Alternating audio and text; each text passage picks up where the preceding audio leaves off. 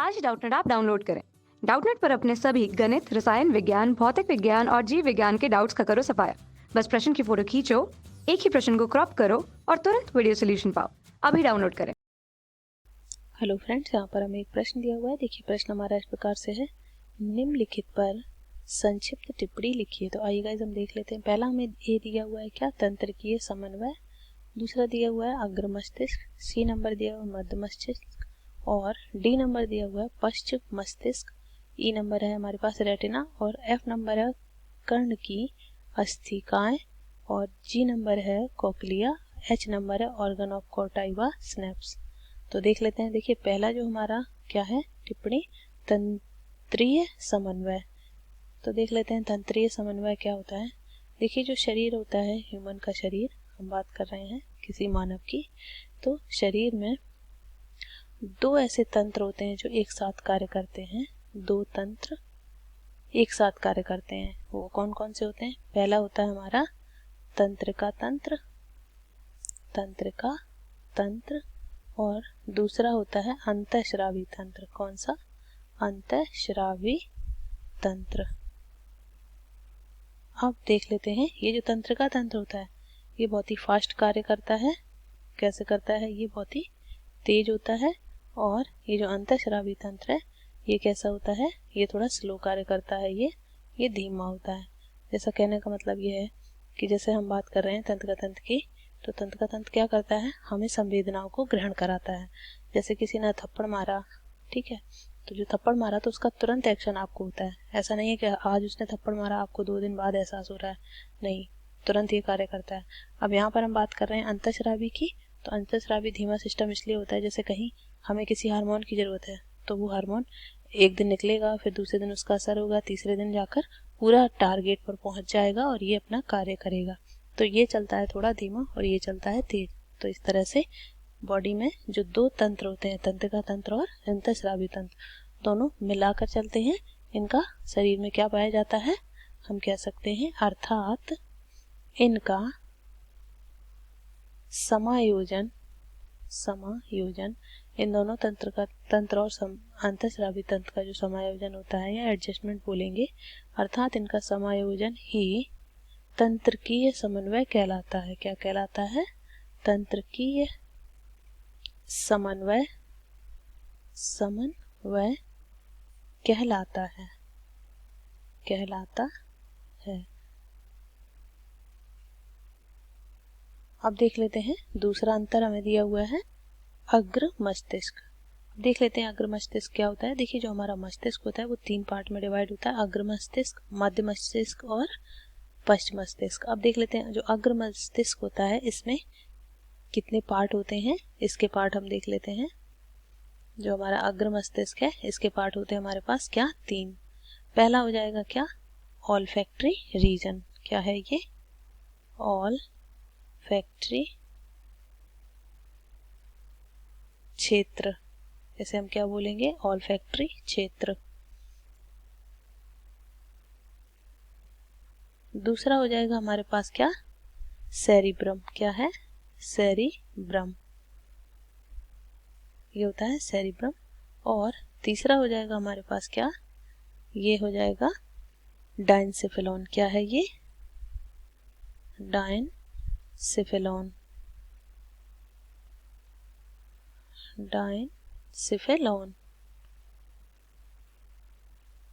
ये इसके 3 पार्ट पाए जाते हैं।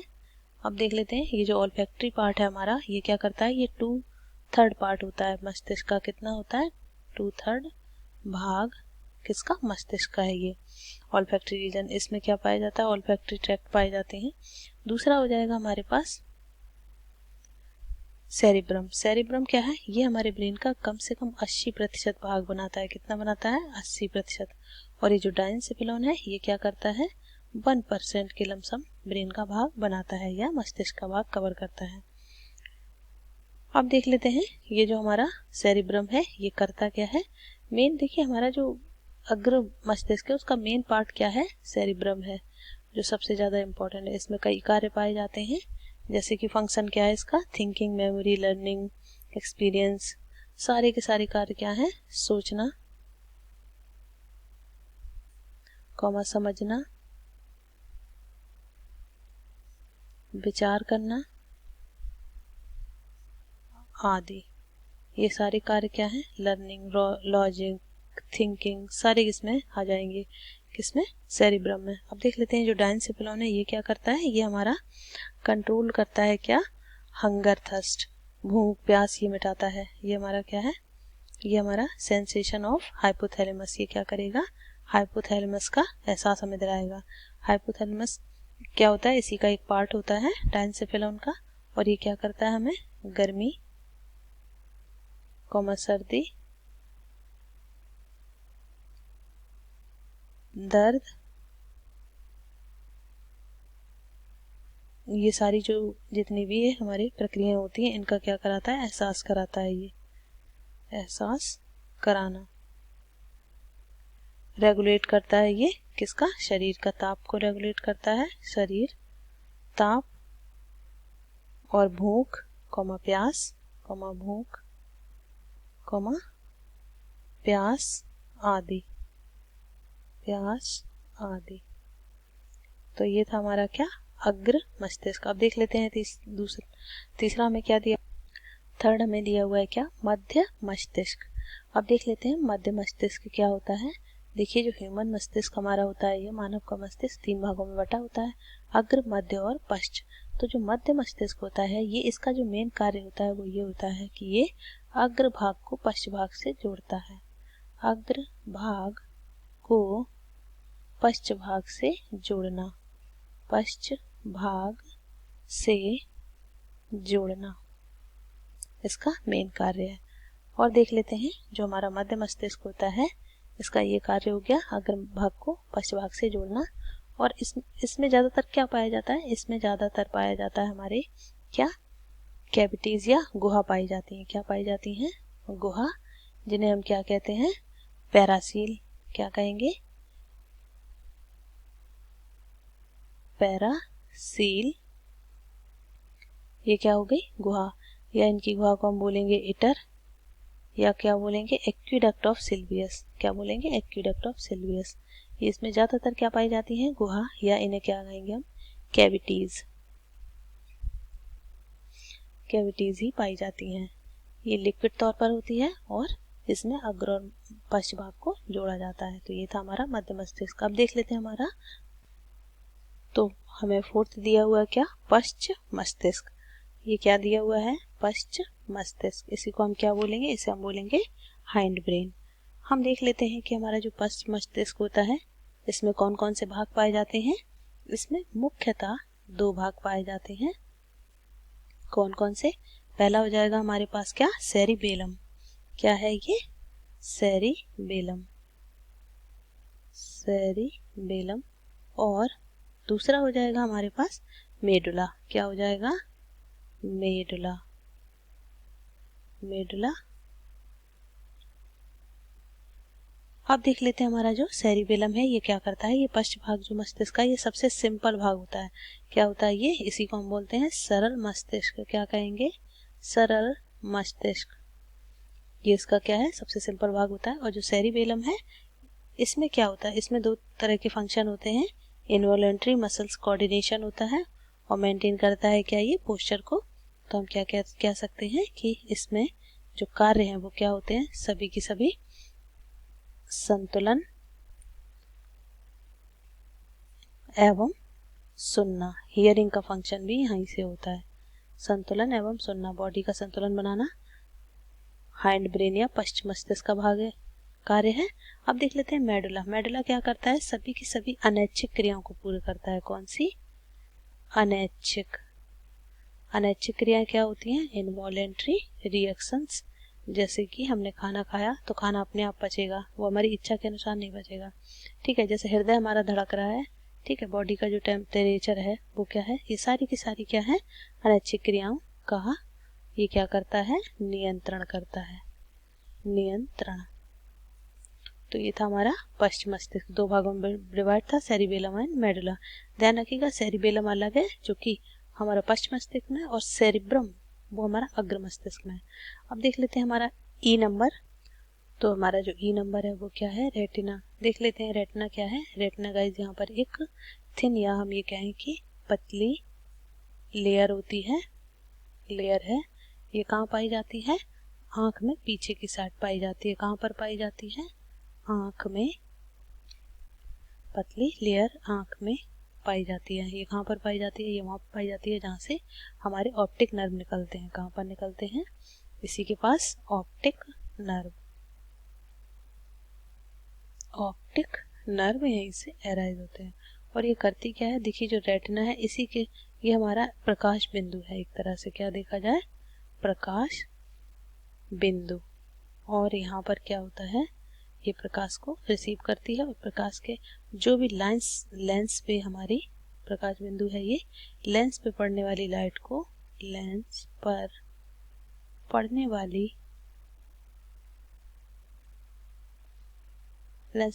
वाली लाइट या हम ये कहें कि प्रकाश को इमेज या हम कहें दृश्य में बदलती है। किस में बदलती है?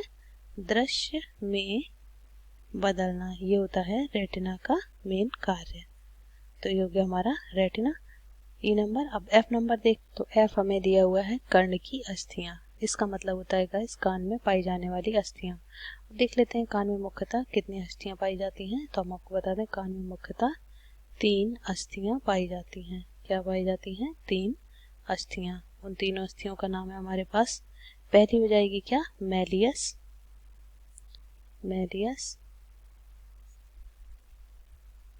दूसरी हो जाएगी इंकस और तीसरी हो जाएगी स्टेपिस। क्या हो जाएगी? स्टेपिस। तो ये हो जाएंगे हमारे पास 3 कर्ण में पाई जाने वाली अस्थियां। जो मैलियस होती है, देखिए ये बाहर से भीतर की तरफ जाने का क्या है? ये क्रम है। सबसे बड़ी हड्डी, फिर छोटी, फिर उससे भी छोटी। तो जो स्टेपिस है, ये हम आपको बता दें जानकारी के लिए, शरीर में पाई जाने वाली सबसे छोटी हड्डी है। शरीर की सबसे छोटी हड्डी है। सबसे छोटी हड्डी है। मैलियस देखिए कैसी होती है? जो हमारी मैलियस बोन होती है वो होती है हैमर शेप। कैसी होती है? Hammer shape. और ये जो होती है आर्टिकुलेटेड होती है बोन। कैसी होती है? आर्टिकुलेटेड।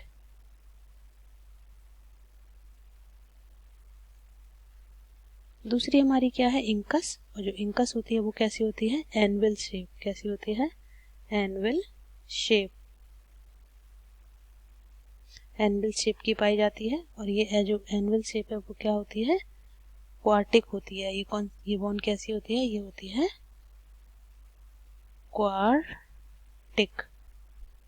क्वार्टिक बोन होती है। लास्ट हमारी क्या है? स्टेपिस जो हमने आपको बताया कि ये सबसे छोटी हड्डी होती है शरीर की। और ये क्या होती है? ये स्ट्रिप शेप होती है। कैसी होती है? Strip shape. और ये क्या होती है? ये हायोमैंडिबुलर होती है। कैसी होती है? हायोमैंडिबुलर बोन है ये। तो ये थी हमारी कर्ण की अस्थियां। ये तीनों ही कर्ण में अस्थियां पाई जाती हैं। तो अब देख लेते हैं हमारा जी नंबर का जो पार्ट है वो क्या है? कोकिलिया। क्या बोलेंगे इसे? कोकिलिया। अब देख लेते हैं ये कोकिलिया क्या होता है। देखिए जो कोकिलिया है ये हमारा जो इंटरनल ईयर होता है, कहने का मतलब है जो आंतरिक कर्ण है, क्या है? आंतरिक कर्ण या कान की बात कर रहे हैं, उसका ये एक भाग है। आंतरिक कर्ण का भाग है ये। अब ये देख लेते हैं हम ये कहाँ पर होता है। देखिए मान लीजिए हमारा जो कान है उसकी स्ट्रक्चर कुछ इस तरह से है। ये है हमारा आंतरिक कान। यहाँ पर उसकी स्ट्रक्चर हमने कुछ इस तरह से बनाई। ये जो पार्ट है हमारा क्या है? ये है यूट्रिकुलस। क्या है ये? यूट्रिकुलस। और ये हमारा क्या पार्ट है? ये सैकुलस है। क्या है? सैकुलस। अब देख लीजिए यहाँ पर क्या होता है। हम यहाँ पर बात कर रहे हैं, यहाँ पर 3 एम्पुला टाइप के निकले होते हैं। ये सिलिया होते हैं।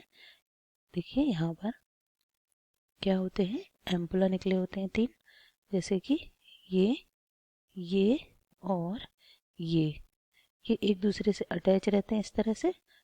इनके अंदर क्या होती है, कैनाल जैसी संरचना होती है। तो यहाँ पर हमारा ये क्या था, ये देखिए इंटरनल ईयर की हमने आंतरिक कान की यहाँ पर संरचना बनाई है। क्या चीज है ये, आंतरिक कान है ये।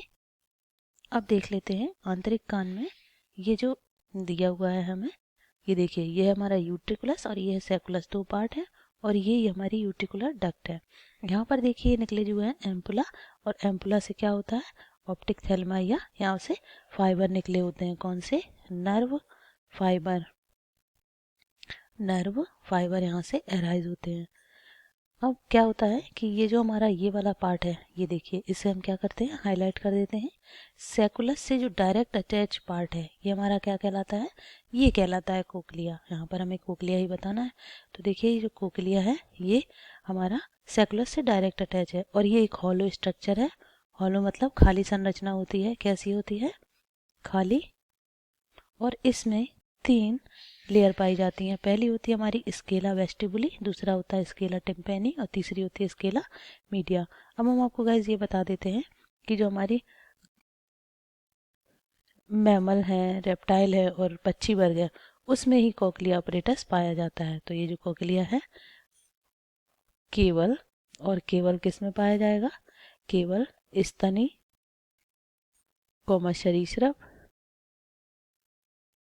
सरीसृप एवं पक्षियों में पाया जाता है, एवं पक्षी वर्ग में।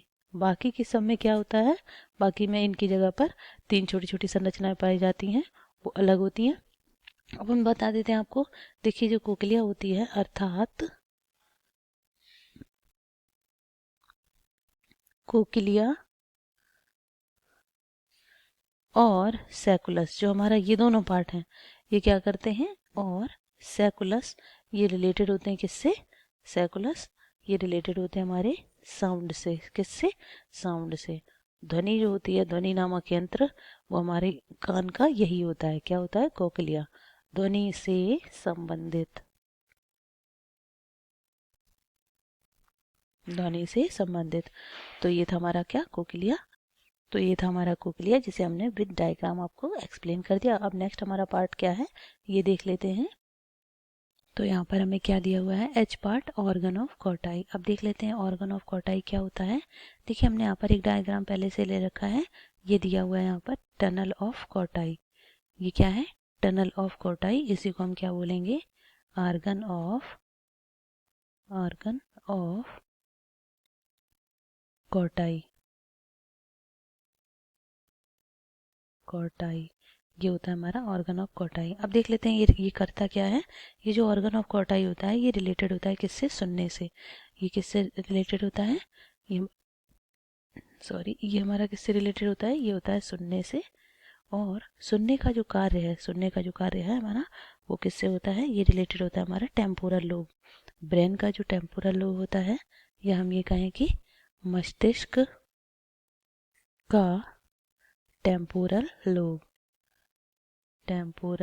लोब, उससे ये रिलेटेड होता है। अब देख लेते हैं इसमें कितने तरह की सेल्स पाई जाती हैं, कौन कौन सी होती हैं। इसमें पाई जाती है हमारी, सबसे पहले संरचना की बात करें तो यहाँ पर देखिए, पहले हम डायग्राम देख लेते हैं इसकी संरचना। जो ये देखिए, ये है हमारी रिजनर्स मेम्ब्रेन। ये क्या है, रिजनर्स मेम्ब्रेन। और यहाँ पर पाई जाती है हमारी क्या, ये देखिए supporting cell, outer hair cell, pillar cell, inner pillar cell, inner hair cell, scala tympani. ये इसकी क्या है, स्ट्रक्चर्स हैं। स्केला वेस्टिबुली और स्केला मीडिया, स्केला टिम्पेनी, ये 3 संरचनाएं जो मिलकर हैं, ये स्केला टिम्पेनी, स्केला वेस्टिबुली और स्केला मीडिया है। ये तीनों मिलकर क्या बनाती हैं गाइस, ये तीनों, जैसे कि हम इसे ले लेते हैं ए, बी और सी। ये तीनों मिलकर हमारी संरचनाएं हैं जो ए, बी, सी, ये बनाती है हमारा कोक्लिया। क्या बनाती हैं, कोक्लिया। और ये कोक्लिया जो है, ये हमारा किससे रिलेटेड है, यही होता है हमारा किससे, सुनने से रिलेटेड, और सुनने से रिलेटेड होता है। और इसी के साथ क्या जुड़ा रहता है हमारा, ऑर्गन ऑफ कॉटाई, जो कि हमने यहाँ पर बताया। अब इसमें देखिए इतने तरह की सेल्स पाई जाती हैं। रिजनर्स मेम्ब्रेन जो है ये हमारी स्केला वेस्टिबुली के पास पाई जाती है, और इसमें एक पेरिलिम्फ करके फ्लूइड भरा रहता है। ये कहाँ पाई जाएगी, स्केला वेस्टिबुली के ऊपर, और इसमें क्या रहता है, स्केला वेस्टिबुली और इसमें रहता क्या है, इसमें फ्लूइड भरा रहता है। क्या रहता है, द्रव्य रहता है। ये देखिए, ये इसमें ये वाले पार्ट की बात कर रहे हैं, इसमें द्रव्य भरा रहता है। अब देखते हैं इसमें कौन कौन सी सेल्स पाई जाती हैं या कोशिकाएं पाई जाती हैं। पहली इसमें पाई जाती है ऑर्गन ऑफ कॉटाई में हैंसन सेल। कौन सी, हैंसन सेल। दूसरी होती है इसमें क्या, डिटर सेल, डिटर सेल। और तीसरी होती है इसमें सपोर्टिंग सेल। क्या हो जाती है यहाँ पर, सपोर्टिंग सेल। और चौथी होती है यहाँ पर टेक्टोरियल सेल। क्या होंगी, टेक्टोरियल सेल। तो ये इसमें फिर क्या पाया जाता है, 5वें नंबर पर पाई जाती है मेम्ब्रेन। वो भी कौन सी, रिजनर्स मेम्ब्रेन। इसको हम क्या बोलेंगे, मेम्ब्रेन या झिल्ली, मेम्ब्रेन या झिल्ली। इतनी संरचनाएं इसमें पाई जाती हैं। ये सारी की सारी किसकी होती हैं, ये होती है हमारी ऑर्गन ऑफ कॉटाई की। ये देखिए ये है, इसमें इस तरह की सेल्स पाई जाती हैं। तो ये था हमारा क्या, ऑर्गन ऑफ कॉटाई, जिसको हमने यहाँ पर बताया। ये देखिए supporter cell, inner hair cell, outer hair cell, pillar cell, ये सारी संरचना इसमें बनी है। ये देखिए टिम्पैनिक में मेम्ब्रेन है यहाँ पर इसके ऊपर, और ये सपोर्टिंग सेल है। ये हमने यहाँ पर बता दिया है। कोकिलिया क्या करता है, सुनने का कार्य करता है। और जो हमारा ऑर्गन ऑफ कॉटाई है, देखिए गाइस, ये दो तरह का इक्विलिब्रियम या साम्य स्थापित करता है। क्या करता है, साम्य की बात करें हम इसको, और इक्विलिब्रियम, ये दो तरह से स्थापित करता है। कैसे करता है, पहला है इसका होता है क्या, डायनामिक, इसे हम क्या कहेंगे, गतिक। और दूसरा होता है इसका क्या, स्थैतिक। क्या हो जाएगा, स्थैतिक, मतलब ये स्थिर होता है। ये डायनामिक होता है, ये स्टैटिक होता है।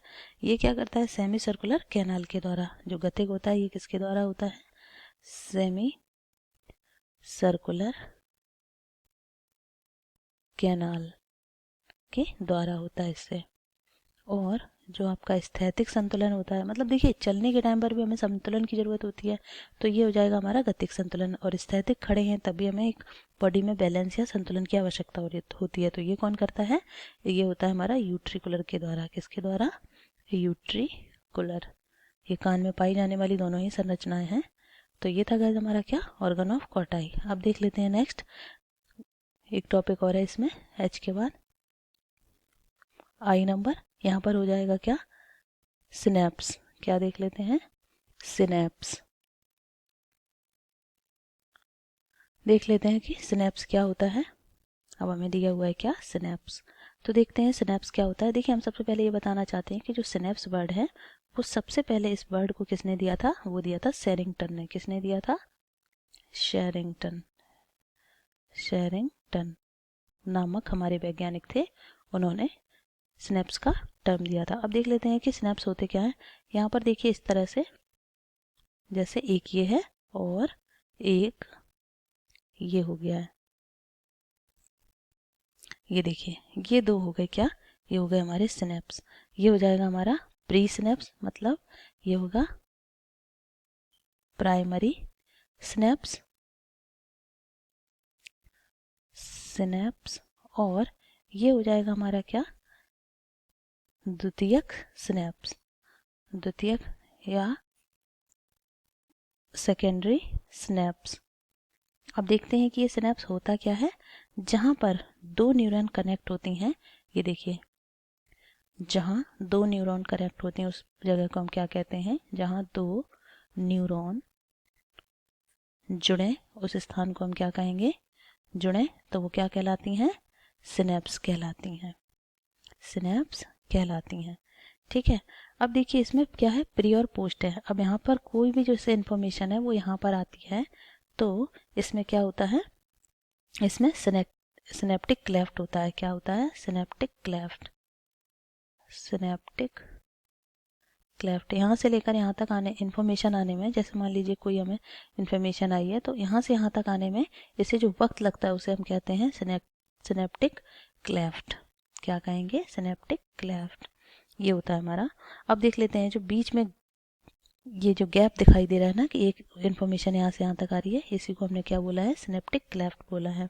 अब देखिए सिनेप्टिक नोब क्या कहाँ पर होती है, सिनेप्टिक नोब ये वाला एरिया है पूरा हमारा ये, तो ये हमारा क्या है, सिनेप्स, जहाँ पर हमारे दो न्यूरॉन जुड़ते हैं, इसी को हम क्या बोलते हैं, सिनेप्स।